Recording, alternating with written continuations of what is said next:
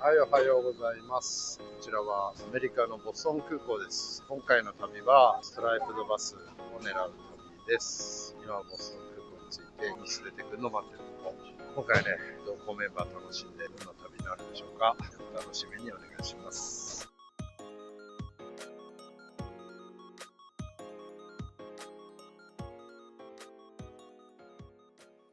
ガラス動いて逆さまです。おはようございます。はい、ケンさんです。あっという間だったな。でしたね。最高だわ。一睡もしなかった。嘘素晴らしいじゃない。ずっと地面師たちと。いや、好きな番組はたくさんダウンロードしたいんだけど、2話で寝落ち。あの後すぐ。そこ、あ、これじゃないの？あ、これか。よいしょ。地面師たちとファブルが面白くて。あれもね、迷ってんだよね。いや、なかなか、実写はなかなかでしたね。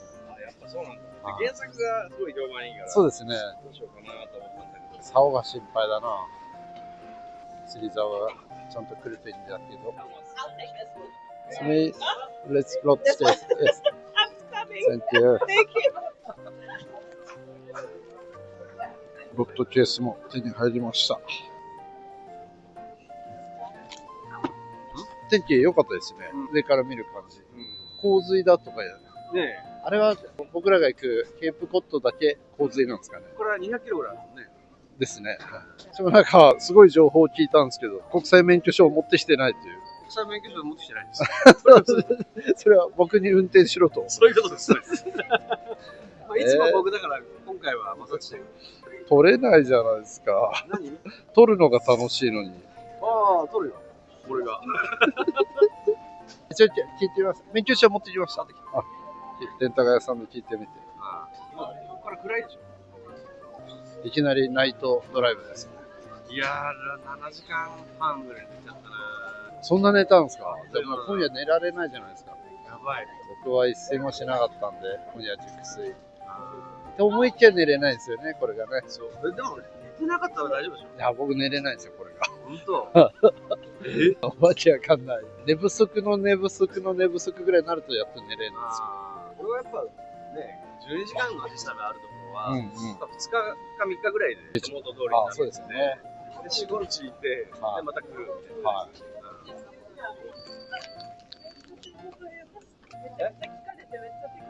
本当何聞かれたの？あ、質問ね。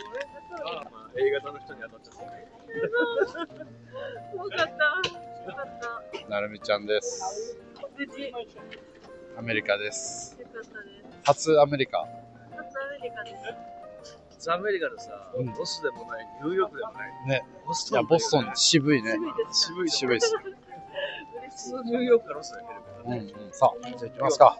こちらお願いします。さあ、今追加検査をされて、やっとこれで出れました。出れました。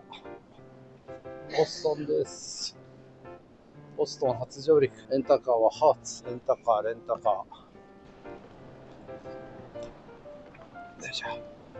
5514。これだ。白。でけえな。こっちか。こっちも。でかっ。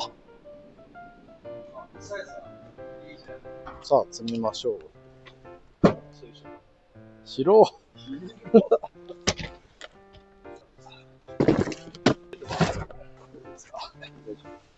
いや、肘が痛い。あ、大丈夫です。野球肘です。テニス肘。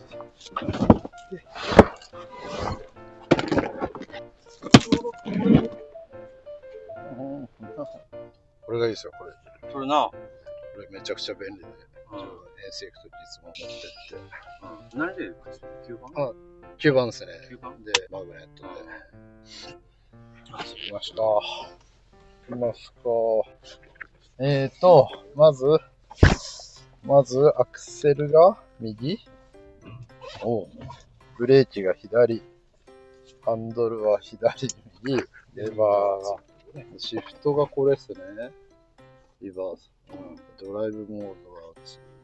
はい。あと、ポジション。ミラーを合わせて。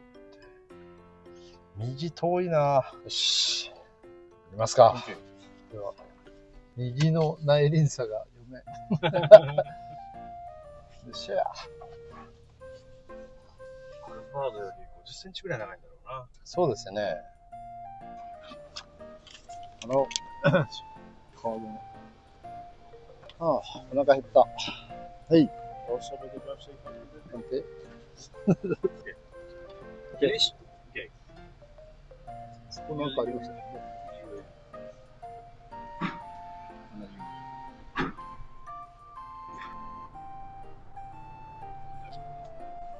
さあ、はあれだ、確か赤でもはい。左折は OK か右折が OK。あ、右折が OK だ。あ、違う。左折が OK。危ない。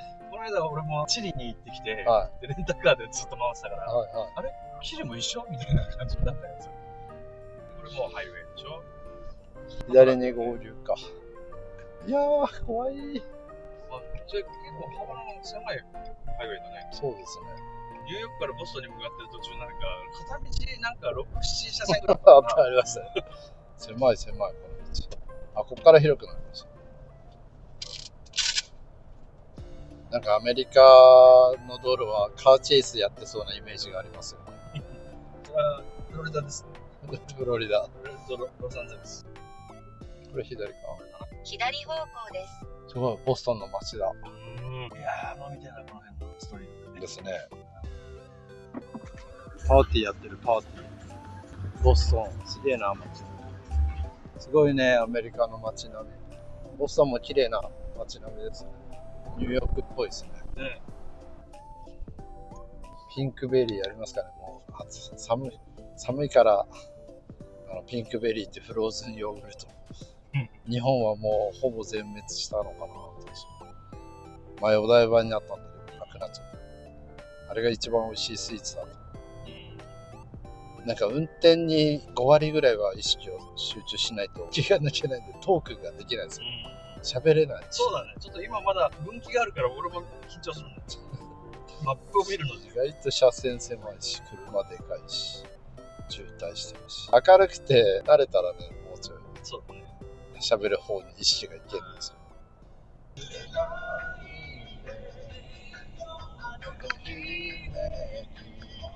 おー、着くぞ。その胸の中までも。これだ。違うか。これ普通の家だ。あの看板かな。あ、これだ。はい、入ります。いや、着きました。着きました。開いてる。なんて物騒な。どんな部屋ですか。おお、いい部屋だ。いい部屋だ。こっちかな。明るくはなんない。いいじゃん。いいですね。あ、いいわ、いいわ。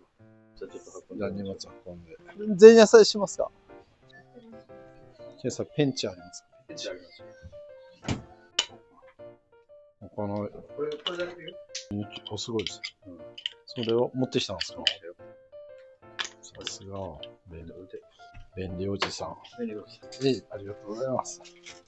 はい、それでは、明日からよろしくお願いします。乾杯。あー、うまい。これ少な。速攻なくなる。明日さ、はい。5度とか言ってた朝ですか。じゃん。わお。明日まず何しましょうか。明日フリーなんだっけ。はい。あ、かっこいいね。この間さ、前やった格好近いじゃん。そうですね。なんかその先端の方にこういう水路いっぱいあるじゃないですか。そういうとこもやってるんですね。チャタムのあたり。こっちの北の岬で。5度はまあ最低気温だと思うんで、深夜だと思うんだけど、気象的には明日ってどんな感じ。朝5時干潮で、昼間の潮ですね。動き出しが7時だから、朝飯食ってから動けばいいんですよ。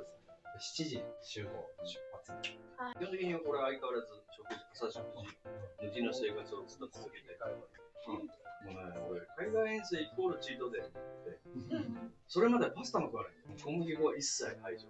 白米もですよね。白米の代わりに、どうしても食べたくなった時は、グラノーラのすごく米っぽい何か。でもすごい美味しいんだよね。あれだけでも涙が出るぐらい美味しい。砂糖のご飯みたいなパスタみたいになってて、なんで40キロカロリーしかない。あー、なんか真ん中。真ん中ライフ。なんなんだよ。これもう食べるしかないですよね。ね、小麦ね。小麦しかないですもんね。でもね、アメリカ、南米、ヨーロッパ行くと必ず3切れですとかなんでですか？うまくないから。量食えない。ああ、なるロート何本来た ?7 本ぐらいあった。6本。96。96M? H。MH。9.6。だからもう8センチのミノートなんだけど。やっぱりのちょっと大きめ。ベンダガールのようなステップなんだけど、96の5ピース。87はこれもう20キロだと。すごい。一人旅とかだと、結局、それを持って階段登らなきゃいけないとか、なんとか荷物を最小限。だから80リットル1個なんだけど、まあ28キロになっちゃうんだけど、であれ背中がリュックなので、なんとか最悪自力でエレベーターも乗れる。やっぱりっていうことは、基本はもうウェーダーだもんね。そうですね、ウェーダーであれするとこ多いんじゃないですか。ウェーダーも悩んでさ、ソールがあるって側がごつい側だとちっちゃくならないから、一番ちっちゃくなる薄っぺらいぐにゃぐにゃのここの部分だね。だからね、いろいろ考えて、ラバーソールして、リアスがサーフウェーダーみたいなぐにゃぐにゃなんだよ。この方が。だから、あっと圧縮して、輪ゴムでがっつり止めて、薄くして。なんで持ってるいつも。でも、あれだろうね。2つこうして。トイレのペーパーって流していいんですか？大丈夫。あ、チップっていくらですか？まあ、1による。3日目ぐらいに味噌汁飲んだら涙が出るかもしれない。なるほど、まだ我慢してる。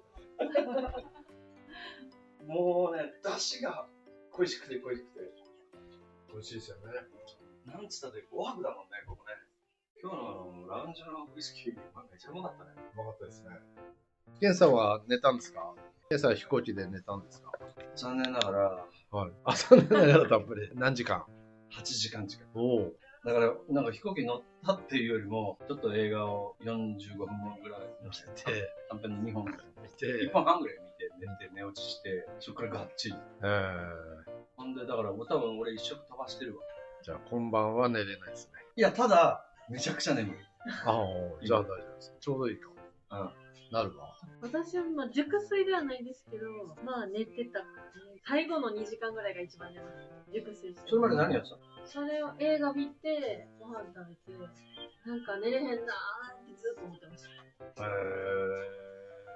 んか寝たりパッと起きて、ずっとなんか1時間ぐらい。これで俺今晩寝れなかったら、2日ぐらい地獄が始まるね。ですいやね。寝たいですね。ここで寝ないと明日の朝、寝られなかったっていうのがしんどいですよね。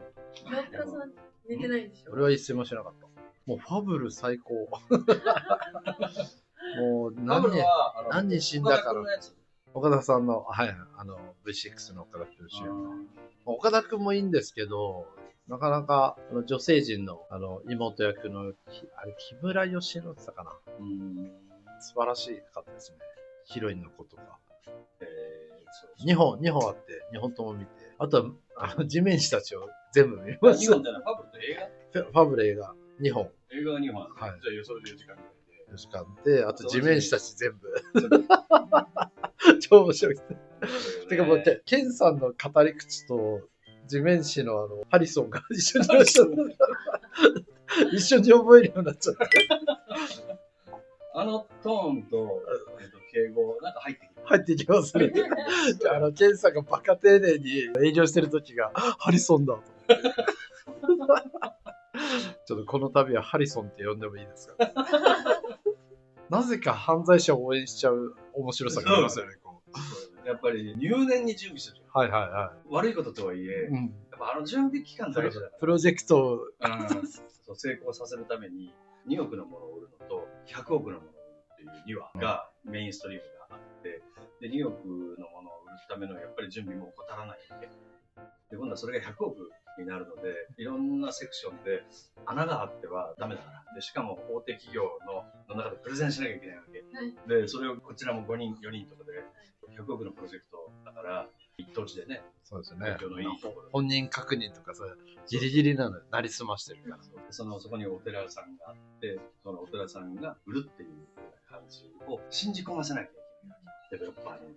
それがね、また頑張るんだよね、みんな。そうですよね。うん実話だからね、実話。うん実話を映画にしたら。すごい面白い。普通の仕事に置き換えてもね、あれだけ穴なく頑張れれば、そうですね。あねんだけやれれば。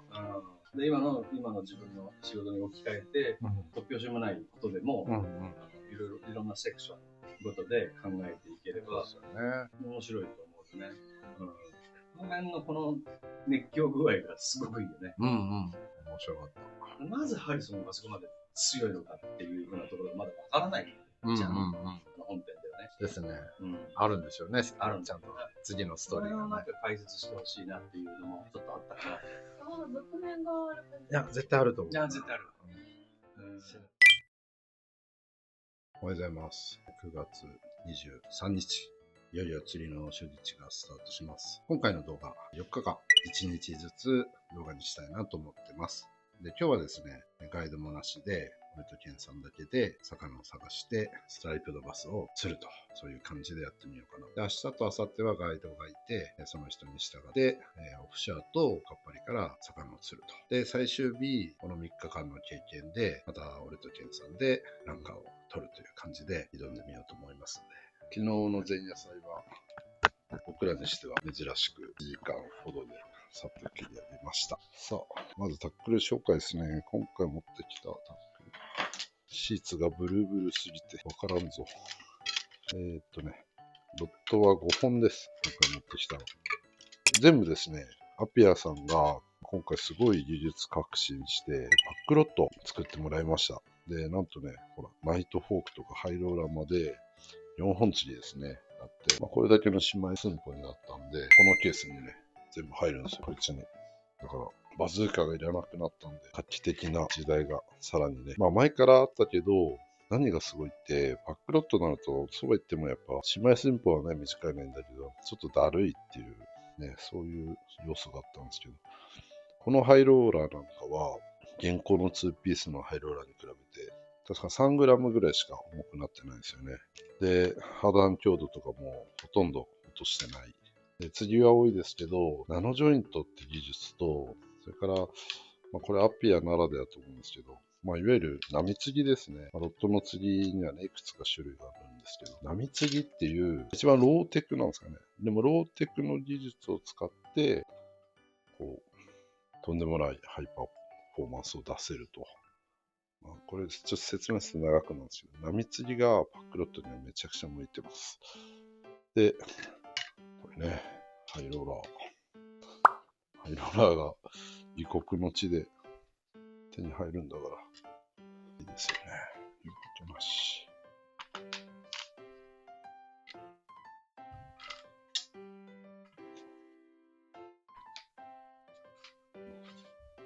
そんな感じで、ハイローラー1本目。今回の主戦級ハイローラーです。言うことなしだな。どこでこう持ったらいいかな。2ピースに比べて次の長さがね、ずれるのはしょうがないのかな。はい、で続いてナイトフォークですね。バックロットとしての仕上がりは、ナイトフォークはこれ1作目なんですけど、もう直すとこないぐらい良かったですね。ハイローラーはちょっとガイドの位置とかちょっとあったんですけど、ナイトフォーク完璧です。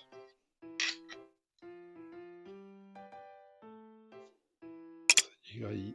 本当にしっくり入る。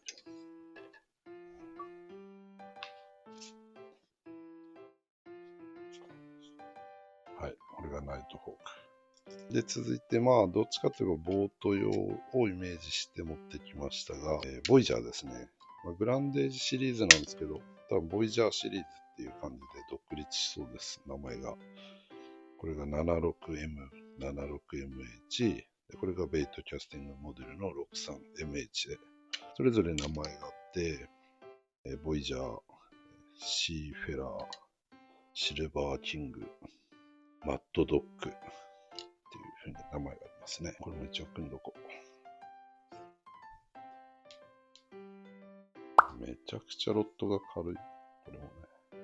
パックロット界隈は、やっぱちょっと破損リスクがパックロットを旅行するロットなんで、損リスクがちょっと高いからか、なんていうんだろう。粘り気のあるフランク設計が多い気がするんだけど、本当にアッピは攻めましたね。でもすごい軽くてパキパキな印象すら与えるんですけど、これがね、いざこう負荷かけてってみると、ムッチムチなんですよ。すごい。これがすごい技術で。はい。で続いて、76MH ですね。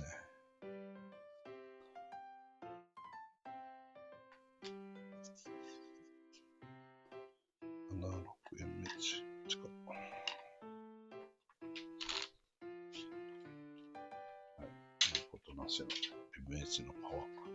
ティップを、旅はね、やっぱ折って、旅っていうかいつもそうだけど、折れるのはティップと動画は決まってるんで、ティップを守りたいけど、折ってしまうと、ティップだけ出てるのがやや不安ですね。これは今日使いません。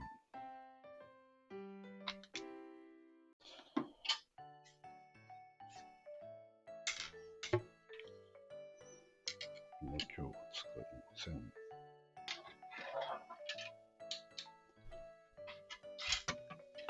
やっちゃいそう。これはまず、これはやる。これはやってはいけないしまい方。倒れた瞬間ティップが折れますね。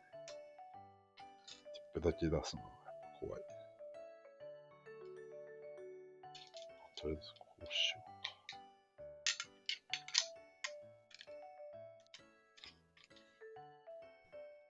こうします。はい、これがですね。お茶飲みな。茶がうめえ。日本茶うま。はい。で、これが C631 マットドッグ。C631。ちょっとパキッとしますね。はい。じゃあ、この辺りで頑張ります。釣り具のバッカーはこんな感じで出てきます。リール、ルアー、まあ、ウェア。ウェアを緩衝材代わりにして、今回何があるかわかんないんで、ルアーとかも、ブルーの製品を2個ずつ持ってきた感じですね。もうちょい持ってきたかったけど、パッキングを考えると、っていうのと、ブルーもルアーが増えて嬉しいことに、あちこちで戦えるようになりました。リールはですね、風神ゼータに取り付けるイグジスト4000、それからオフィシャ用のソルティガの5000番ですかね。で、これセルテ5000番、ダイ MZ。これだけ P45、こっち P25、こっちは P1.55 で今回はやってみようと思います。リーダー組んできます。リーダーは30ポンドぐらいにベースでいろいろ持ってきました。30、40が多いんじゃないかと想定しています。今とても静かにロットに糸を通してるのが違和感あるんですけど、これ撮影してるから音楽かけてないんですね。いつもはハードロックを全開にかけて迷惑にならない範囲で爆音で準備するのが好きです。今日は静かにやってます。